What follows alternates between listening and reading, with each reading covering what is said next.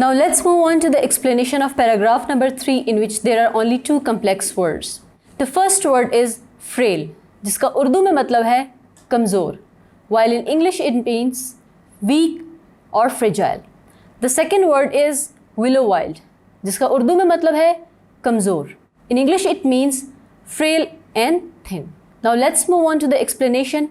So basically paragraph number 3 में हमें ये बताया जाता है कि वो बच्चा बहुत ही कमज़ोर सा होता है और उसकी उम्र सिर्फ 14 या 15 साल लग रही होती है. अब वो औरत उसे कहती है कि अगर तुम मेरे बेटे होते तो मैं तुम्हें सही और गलत का फ़र्क बताती, लेकिन मैं अगर तुम्हारी कोई थोड़ी सी भी मदद कर सकती हूँ तो वो ये है कि मैं तुम्हारा चेहरा धुलवाऊँगी. जिस पे वो उसको कहता है कि नहीं, आप मुझे सिर्फ जाने दें, लेकिन वो उसको जाने नहीं देती. और वो उसे ये कहती है कि जब तुम्हें मैंने उस कॉर्नर में पकड़ा तो क्या तुम्हें बुरा लगा? तो वो कहता है कि नहीं, मुझे नहीं लगा.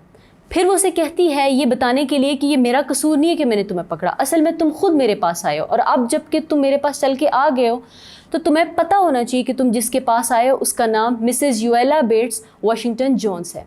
और यहाँ पे ये पैराग्राफ ख़त्म हो जाता है. I hope you have understood this explanation very well. Thank you.